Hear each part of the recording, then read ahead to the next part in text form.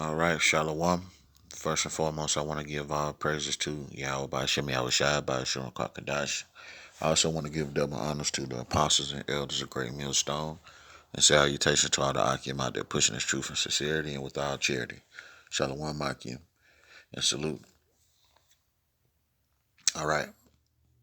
And, the name of this lesson will be called "In Regards to the Rapture." Okay, I was I was on YouTube earlier today, listening to some heathen try to break down the whole book of Revelations, man. And when he got to book 4, he said this is where the rapture began.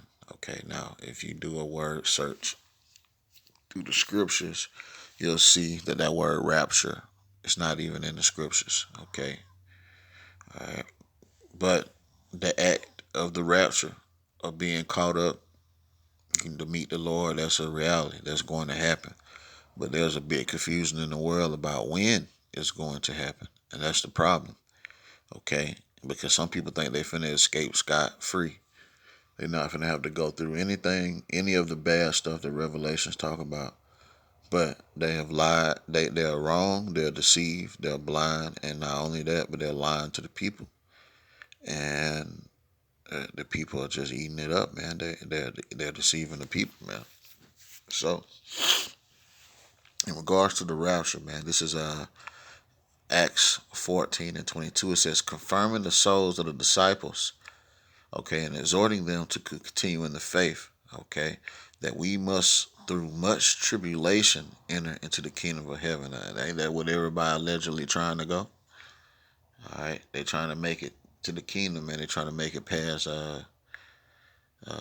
this wicked world into the next world, to the next rulership. But hey, the spoils of that rulership is only for Israel. All the rest of the heathens is not going to be such a great party.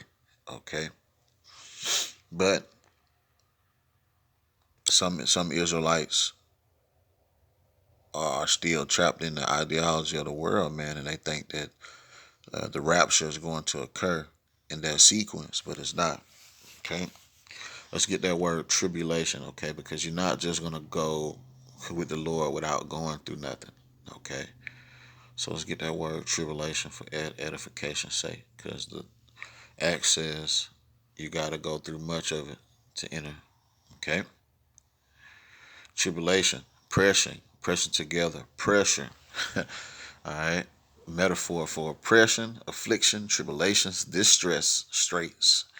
Okay, but that word pressure should strike a bell in Israel, man. Israel know all about that word pressure, man. Israel whole life has been pressure. Okay, but yeah, she gonna have to go through it, man. You're gonna have to go through the wrath of the devil, man. Okay, to get to the kingdom of heaven. Okay, get another precept. This is First Peter 4. We'll start at verse 17. It says, "For a time has come that judgments must begin at the house of God." Okay, and that's right. Okay, the judgment will begin with Israel, man.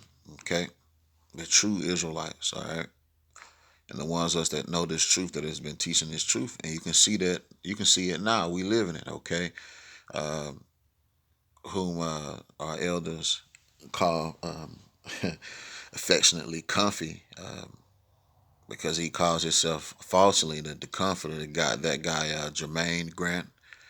Okay, he died April 3rd.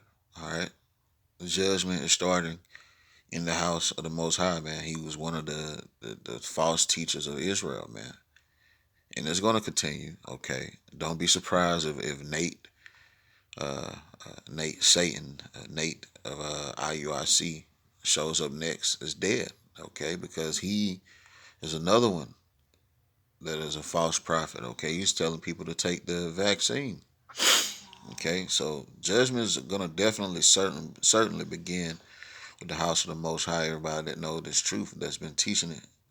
Okay, but That's already began, okay? And you ain't heard nothing about no rapture in the world. So you got to go through it, man. People, the world is going to go through it, man. Okay? The world is going to go through the hour of temptation. Okay? That's a part of the tribulation as well, man. Okay? I'll carry on. It says, for, and if it first began at us, what shall the end be of them that obey not the gospel of the Most High? All right, so for you Christians, Shalakia, you Christians that believe in the Most High, man. Hey, you don't obey the gospel, okay? You just believe in some fairy tale about the book, okay? And hey, the scriptures say, "Where end shall it be of you?" We know your end shall be weeping and gnashing of teeth. But have you considered that? Okay, have you considered what the scriptures truly say about the end, about who salvation for? No, most of you just you live your life as a simpleton. You believe every word your pastors say, every word your greaser grandma say it, and yo, as the scriptures say, man, the simple believe of every word, man. Verse 18. It says, and if the righteous scarcely be saved, where shall the ungodly and the sinner appear? So the righteous going to scarcely be saved. They're going to barely make it, man. But they're going to go through the tribulation and they're going to get through it, man. Okay? But the point is they got to go through it, man. It ain't no such thing as the rapture occurring before Jacob's trouble, before the day of the Lord, man. No, it ain't going to go that way. You going through it, and if you ain't solid with the Lord, if you ain't all right with the Lord, if your works ain't getting you through, guess what, man? It's over for you. You're gonna get put to death. That's what's gonna end up happening, man. Okay. I'm gonna get one more precept. It's in Second Ezra. This is Second Ezra chapter 7, verse 7. It says, the entrance thereof is narrow. Well, let's go up a verse. Verse 6, it says, there is also another thing. A city is builded and set upon a broad field, and is full of all good things. And that's referring to the kingdom of heaven, man. Okay. It says, the entrance thereof is narrow, and is set in a dangerous place to fall. That's right, man. And the ones of us that's living in this world today, we are in a dangerous place. Okay. Number one, especially if you're dwelling in Babylon, this is the valley of the shadow of death.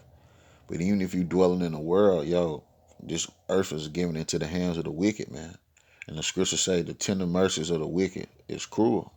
So, yo, we live in the world is a dangerous place, man.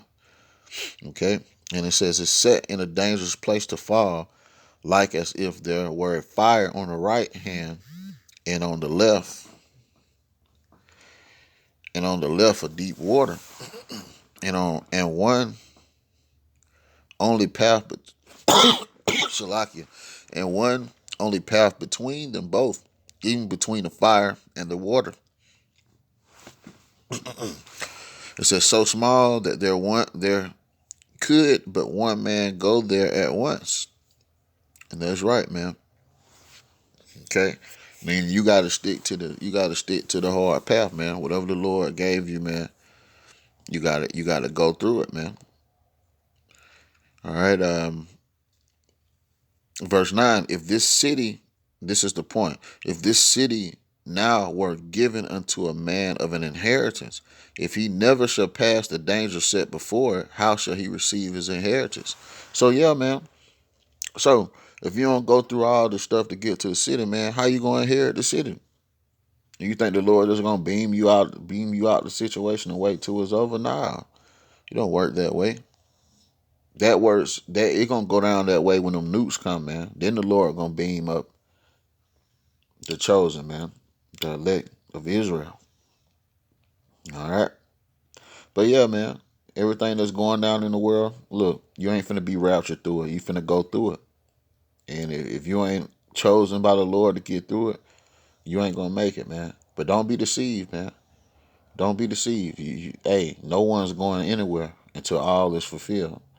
Okay, until them nukes come, man. So with that, I want to give all praises to Yahawah, Sham, Yahawashi, Ba'ashem, Kadash. And again, double honors to the apostles and elders of Great Millstone who taught us exceptionally well. And Lord willing, you was edified. Shalom.